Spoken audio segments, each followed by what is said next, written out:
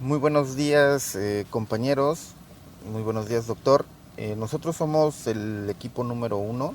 Está conformado por Carlos, Roxana, Estrella, Yesenia y su servidor Manuel. Hablaremos de un sistema pues un poco complejo en cuanto hablamos de sistemas en el cuerpo humano. Para empezar quisiera dar un ejemplo o hacer una pregunta a mis compañeros acerca de pues cuántas veces cuando nos golpeamos o sentimos alguna sensación de calor o nos quemamos, nos preguntamos cómo es que si nos pegamos en la parte de la mano, sentimos y nuestro cerebro reacciona ante los estímulos de dolor, de frío, de calor. Pues es por eso que hablaremos de ese sistema de nuestro cuerpo, el cual eh, se dará la tarea de recibir esos estímulos y procesarlos y volverlos una información en la cual, pues, como toda información, vamos a tener una respuesta. El sistema nervioso es uno de los sistemas más importantes y complejos del cuerpo humano, como ya lo había mencionado. Entre sus funciones está el recibir y procesar toda la información que proviene del interior de nuestro cuerpo como de nuestro entorno en general. Eh, Esto con el fin de regular el funcionamiento de los demás órganos y sistemas. Ahí lo complejo y lo importante de este sistema, ya que, pues, como bien lo acabo de mencionar, va a regular el funcionamiento de los demás órganos y sistemas. Literalmente, si lo viéramos como un sistema de computación, el sistema nervioso sería nuestro CPU, ¿no? Sería la fuente de toda información hacia las demás partes de nuestro sistema, de nuestro cuerpo. El sistema nervioso junto con el sistema endocrino desempeñan la mayoría de las funciones de regulación. En general, podemos decir que el sistema nervioso controla las actividades rápidas del cuerpo. Anatómicamente el sistema nervioso central está formado por lo que es el encéfalo y la médula espinal. En él residen todas las funciones superiores del ser humano, tanto las cognitivas como las emocionales. El tejido nervioso se compone de dos tipos principales de células, y estas son las neuronas y la neuroglia, que sirven la neuroglia como un soporte a las neuronas. Vamos a encontrar, de hecho, más neuroglia en el sistema nervioso que neuronas.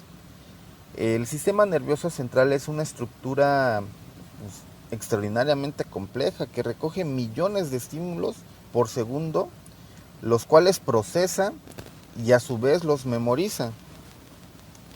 La neurona es, como lo había comentado, la célula fundamental de este sistema, y esta se encargará de procesar y transmitir la información a través del sistema nervioso. Las células gliales o neuroglia son células que realizan la función de soporte y protección de las neuronas. Aunque existen neuronas con diferentes formas, en cuanto a su función y del tipo de tarea que éstas realizan, pues en general en una neurona se van a diferenciar cuatro partes importantes, que estas serían el cuerpo celular o soma, el cual contiene el núcleo y la mayor parte de las estructuras que mantienen los procesos vitales de la célula. Posteriormente tendrán lo que son las dendritas, que son prolongaciones del cuerpo celular de las neuronas y que actuarán como un receptor de todos estos mensajes transmitidos por otras neuronas. Si pudiéramos ver en una imagen la sinapsis que tiene una neurona con otra, veríamos cómo las dendritas estarían unidas a lo que es el axón de otra célula. Bueno, el axón es un tubo largo y delgado. Este siempre y a menudo estará recubierto de una vaina de mielina y estará encargado de llevar la información desde el cuerpo celular hasta los botones terminales. Los botones terminales es la parte externa del axón. La información pasa de una neurona a otra y se transmiten a través de la sinapsis. El sistema nervioso se divide en dos partes, en el sistema nervioso central y en el sistema nervioso periférico. El sistema nervioso central está formado por el encéfalo, que incluye en sus estructuras el cerebro, el cerebelo y el tronco encefálico y la médula espinal. Las dos estructuras que forman el sistema nervioso central se van a encontrar protegidas por una envoltura ósea, y estas envolturas óseas pues son el cráneo y la columna vertebral. El encéfalo, como la médula espinal, están recubiertas por 3 membranas que servirán de protección, y estas membranas son la dura madre, la aracnoides y la pía madre. Estas membranas se conocen como meninges. Entre estas membranas se crea un espacio llamado espacio subaracnoideo, en el cual se encuentra, mejor bien dicho, lleno de un líquido incoloro y transparente que va a recibir el nombre de líquido cefalorraquídeo. Este líquido está formado por proteínas, iones, glucosa y células sanguíneas que formarán parte del sistema inmune, y entre sus funciones está permitir el intercambio de diversas sustancias entre el sistema nervioso y la sangre. Las células que forman el sistema nervioso central se colocan de tal manera que dan lugar a dos clases de sustancias que se caracterizan por su color. La sustancia gris, formada por los cuerpos de las neuronas, y la sustancia blanca, formada principalmente por las prolongaciones nerviosas. Estarán envueltas y protegidas las fibras nerviosas del sistema nervioso central con un material compuesto por proteínas y grasas llamada mielina. La mielina, dentro también de sus funciones, aparte de recubrir, facilitará la conducción de los impulsos eléctricos. Bien sabemos que la mayoría de la información se transmite a través de corriente eléctrica, ¿no? Por eso muchas veces dicen que somos como una batería andante, porque toda la información que recibimos se lleva a través de corriente, de impulsos eléctricos. Y pues doy paso a mi compañero Carlos para que nos explique un poco más a fondo lo que es el sistema nervioso periférico. Muchas gracias. Buenos días, compañeros, buenos días, médico. Yo voy a hablar acerca del sistema nervioso periférico. El sistema nervioso periférico consiste en un sistema complejo de neuronas sensoriales, los cuales son los ganglios y los cuales pueden ser también los nervios. Este sistema está conectado entre sí y también al sistema nervioso central y se encarga de regular sus funciones. El daño a los nervios periféricos puede causar debilidad, entumecimiento y dolor. De esto vamos a hablar un poquito más adelante. El sistema nervioso periférico está formado principalmente por el sistema nervioso somático, que los van a explicar mis compañeras ahorita, y el sistema nervioso autónomo. El sistema nervioso periférico consta de neuronas sensoriales y motoras, que son las encargadas de mandar los impulsos eléctricos al sistema nervioso central y al cerebro. Las neuronas motoras estimulan a los músculos y otras partes del cuerpo para realizar una función o reflejo. Las neuronas sensoriales perciben las sensaciones tales como el calor y el dolor, Como ya lo veníamos diciendo, el término sistema nervioso periférico hace referencia a las partes del sistema nervioso que se encuentran fuera del sistema nervioso central, es decir, que están fuera del encéfalo y de la médula espinal. El sistema nervioso periférico, como ya lo decíamos, está formado pues con los nervios que se conectan de la cabeza, el rostro, los ojos, la nariz, los músculos y los oídos, que se conectan con el cerebro, los cuales son los pares craneales. Los nervios que se conectan a la médula espinal con el resto del organismo, incluidos los 31 pares de nervios espinales y los más de 100.000 millones de células nerviosas que recorren todo nuestro cuerpo. Hablar del sistema nervioso periférico es hablar acerca de todo aquello que hace o realiza unos impulsos para que nosotros podamos mover la mano, para que nosotros podamos hablar, para que nosotros podamos abrir los ojos, etc. Usar el cerebro para mover un músculo en sí. Mover un músculo por lo general implica la comunicación entre el músculo y el cerebro a través de los nervios, y esto para mover un músculo puede originarse en el cerebro, como cuando una persona decide conscientemente mover un músculo, por ejemplo, pues para levantar un libro, ¿no? El impulso de mover un músculo tiene su origen también en los sentidos, por ejemplo, en las terminaciones nerviosas especiales de la piel. Los receptores sensoriales permiten sentir el dolor o un cambio de temperatura. Esta información sensorial se envía al cerebro y este envía un mensaje al músculo para saber cómo responder. En este tipo de intercambios intervienen dos vías nerviosas complejas.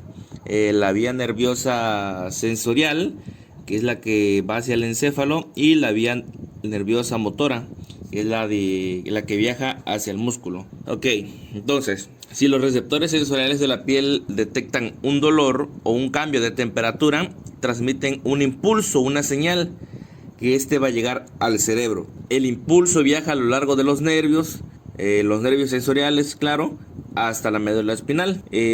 Cruza y realiza una sinapsis. La sinapsis hay que recordar que es la unión entre dos células nerviosas y pues entre el nervio sensorial y una de las neuronas de la médula espinal. El impulso va desde la neurona de la médula espinal hasta el lado opuesto de la médula espinal. El impulso ascendiente por la médula espinal y a través del tronco del encéfalo hasta el tálamo, que van a llegar, que es un centro de procesamiento de la información sensorial ubicado en la profundidad del encéfalo. El impulso cruza la sinapsis en el tálamo hacia las fibras nerviosas, que lleva el impulso de la corteza sensorial cerebral, que es el área que recibe e interpreta la información desde los receptores sensoriales. La corteza sensorial percibe el impulso y entonces se inicia el movimiento, lo que desencadena que la corteza motora, el área que planea, controla y ejecuta los movimientos voluntarios, pues genera un impulso. El nervio que lleva el impulso cruza hasta el lado opuesto de la base del cerebro. Es donde el impulso se envía a la médula espinal. El impulso cruza la sinapsis entre las fibras nerviosas de la médula espinal y un nervio motor que se encuentra en la médula espinal. El impulso se desplaza hacia el exterior de la médula espinal a lo largo del nervio. El impulso se desplaza hacia el exterior de la médula espinal a lo largo del nervio motor. Y por lo último, en la unión neuromuscular, el lugar de donde los nervios se conectan con los músculos, el impulso cruza desde el nervio motor hasta los receptores situados sobre la placa motora terminal del músculo, en donde el impulso estimula al músculo para que se mueva. Esto es algo que nuestro cuerpo ya lo detecta en el momento de que nosotros queremos mover una mano o empezamos a hablar, y todo esto ocurre en cuestión de milisegundos, macrosegundos. Es una cuestión rapidísima, ¿no? Es tal vez hasta la velocidad de la luz. ¿Por qué? Porque al instante que nosotros estamos pensando ya lo estamos realizando. Si la sensación por otro lado se produce de repente y es grave, como sucede al pisar una piedra afilada o tomar una taza de café muy caliente, el impulso puede viajar a la médula espinal y directamente de vuelta al nervio motor, sin pasar por el cerebro. El resultado es una respuesta rápida de un músculo al retirarse inmediatamente de lo que le está causando el dolor. Esta respuesta se le denomina como reflejo vertebral. Lo vuelvo a repetir. Si la sensación se produce de repente y es grave, como esto lo que sucede en el momento de que pisamos una piedra afilada, tomamos una taza de café muy caliente, o incluso cuando nos llegamos a espantar cuando un perro nos ladra, el impulso viaja a la médula espinal y directamente de vuelta al medio motor. Esto quiere decir que ya no va a pasar por todo el proceso que les acabo de decir, sino que va a llegar directamente, ya no va a pasar por el cerebro, y el resultado pues es una respuesta rápida de un músculo y pues de todo nuestro cuerpo en este caso, ¿no? Y a esto se le denomina como reflejo vertebral. Ahora vamos a hablar un poquito de la disfunción de los nervios periféricos, que puede deberse a una lesión en cualquier parte del nervio, ya sea el axón, que es la parte del nervio que envía el mensaje, el cuerpo de la neurona, o las vainas de mielina, que son las membranas que rodean el axón y que funcionan igual que el aislante alrededor de los cables eléctricos, que permiten que los impulsos nerviosos viajen rápidamente. El daño a la vaina de mielina se llama desmielinización, y como ocurre con el síndrome de Guillain-Barré. Pero pues ese es un tema un poquito ya más extenso. Ok, pues entonces la estructura típica de una neurona pues es la dendrita, el cuerpo celular, el axón, la vaina de mielina, y pues cuando ambas o dos de neuronas toman o tocan sus dendritas o las vainas de mielina, es cuando se ocurre la sinapsis. Esto sería todo por mi parte. Hola, buenas tardes, yo soy Estrella, les voy a hablar sobre el sistema nervioso somático. Bueno, pues el sistema nervioso somático es una de las dos divisiones del sistema nervioso periférico. La otra es el sistema nervioso autónomo. Este inerva y controla el músculo esquelético y consta de las divisiones motora y sensorial. La división motora solo consiste en neuronas motoras, que transportan señales desde el sistema nervioso central hasta el músculo esquelético efector.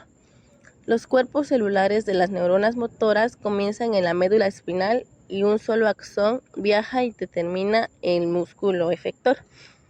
Por su parte, la división sensorial consta de neuronas sensoriales que aceptan señales eléctricas de estímulos ambientales y envían señales al sistema nervioso central, entrando en la médula espinal por la parte posterior, que es el lado dorsal.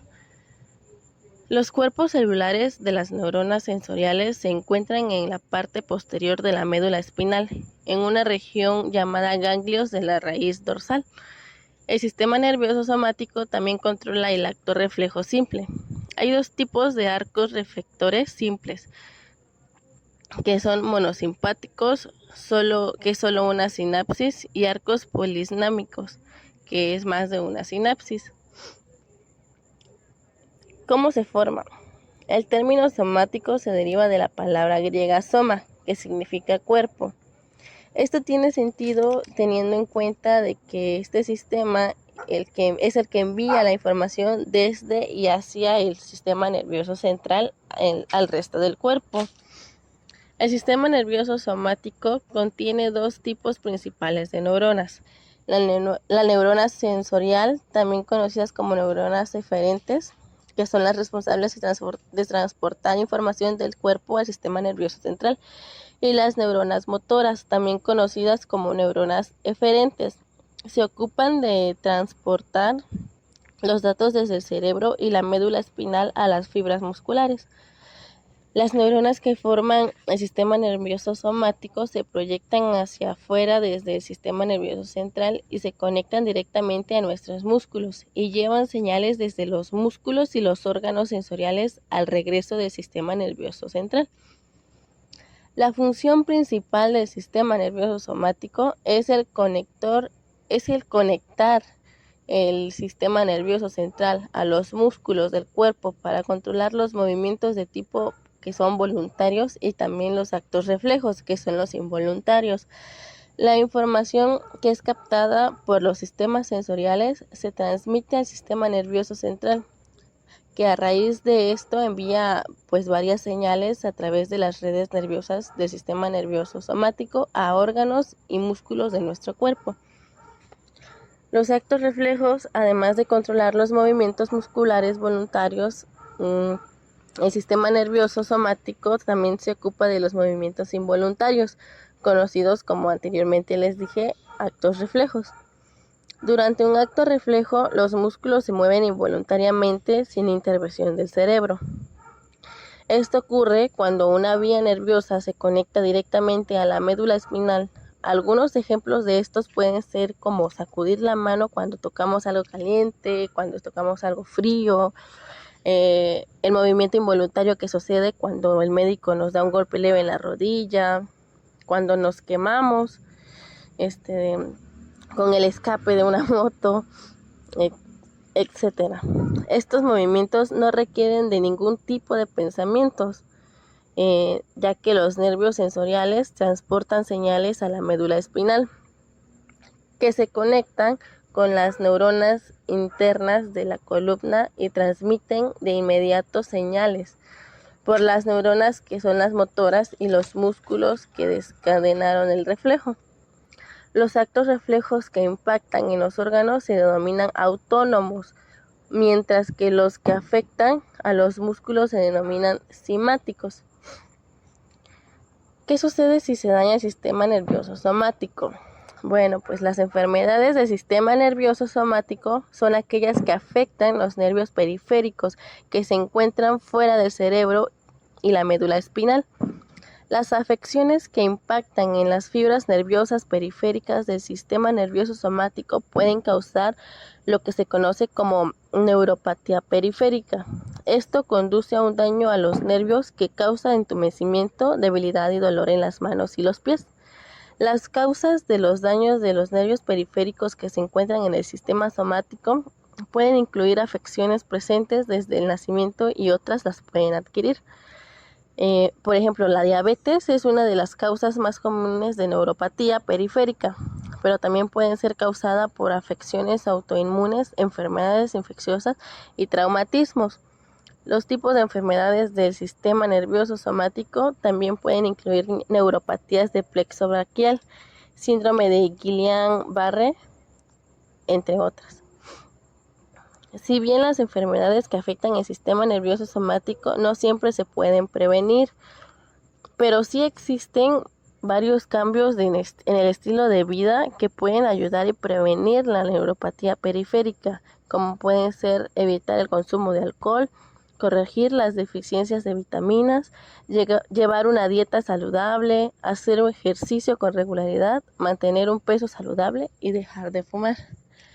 Bueno, por mi parte eso es todo del sistema nervioso somático. Gracias. Sistema nervioso autónomo. El sistema nervioso autónomo, o también conocido como sistema nervioso vegetativo, es parte del sistema nervioso periférico. Se llama así porque funciona independientemente de nuestra voluntad. Eso quiere decir que es autónomo, porque su proceso lo desarrolla aunque no esté bajo nuestra conciencia. El sistema nervioso autónomo gobierna una amplia gama de procesos de nuestro organismo que no es necesario gestionar. Esto lo realiza con el objetivo de mantener el equilibrio fisiológico. Controla la mayor parte de la actividad involuntaria de los órganos y las glándulas, tales como la presión arterial, la frecuencia cardíaca,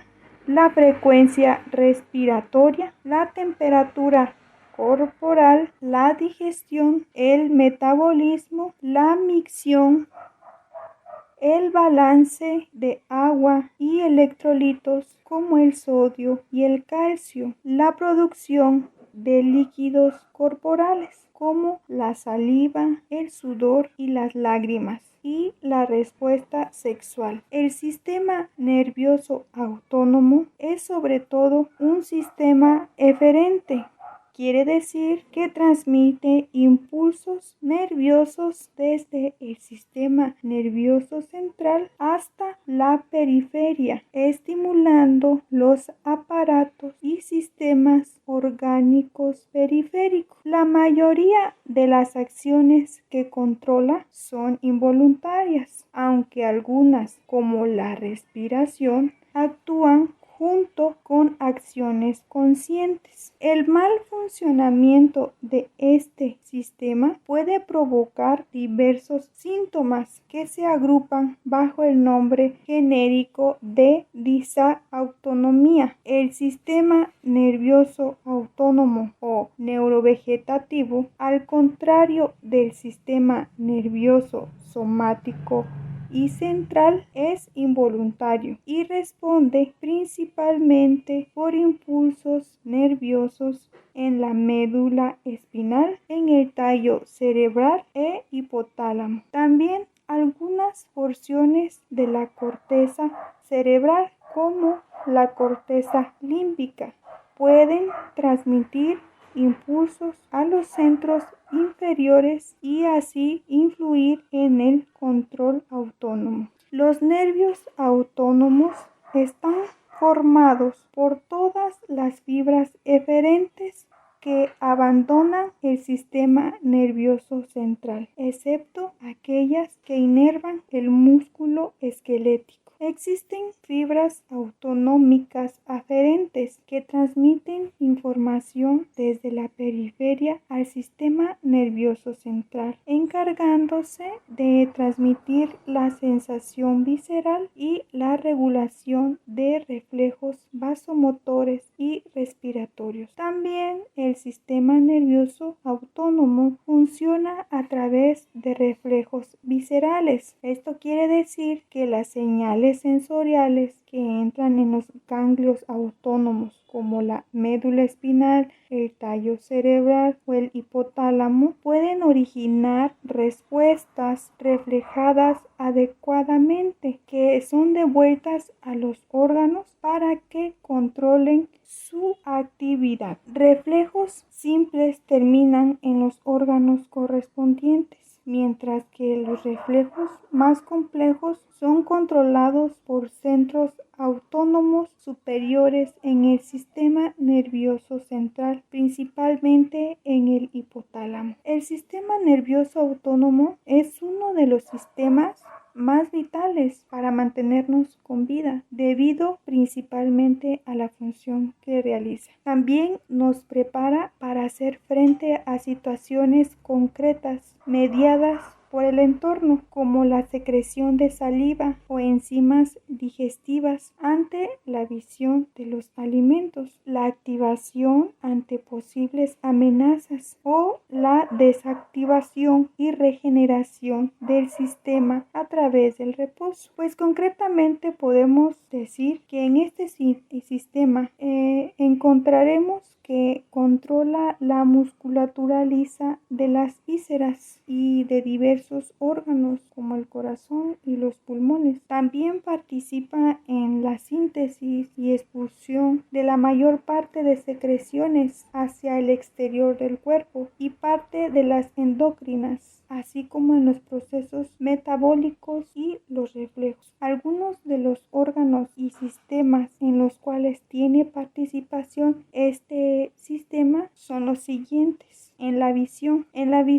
el sistema nervioso autónomo rige la apertura de la pupila y la capacidad de enfocar la mirada, conectando con los músculos del iris y del conjunto del ojo. También actúa en el corazón y vasos sanguíneos. En el latido del corazón y la presión sanguínea son elementos fundamentales para el ser humano que se rigen de forma inconsciente.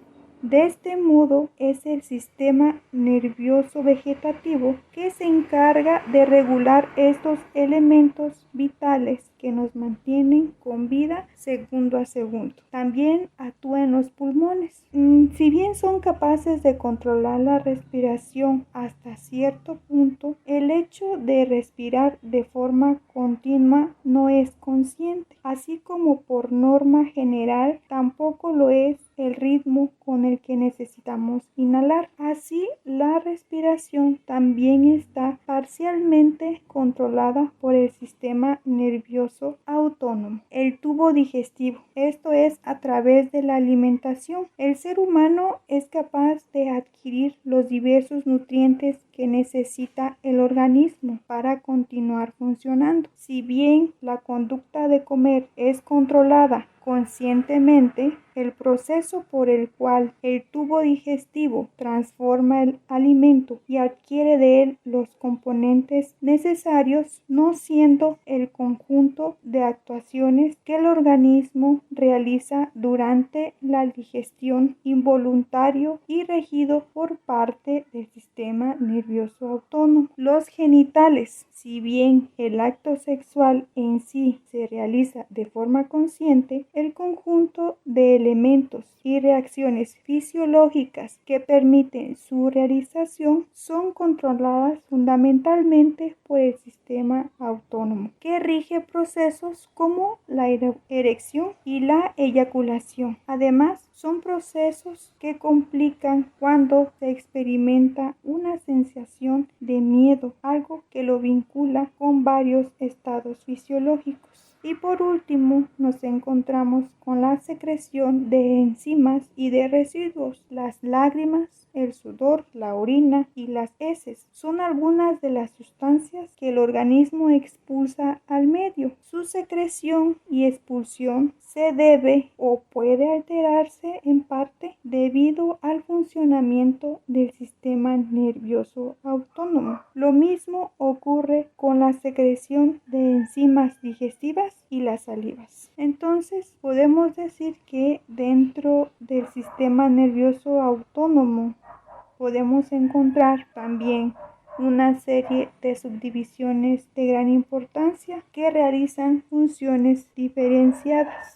Concretamente destacan el sistema nervioso simpático y el sistema nervioso parasimpático. A continuación vamos a hablar del sistema simpático y el sistema parasimpático. Estos sistemas vienen derivados del sistema autónomo o involuntario. ¿Sale?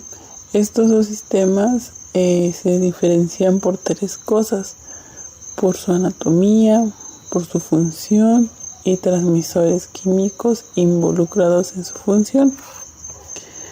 Bien, del lado simpático tenemos como primera característica que su principal neurotransmisor es la noradrenalina.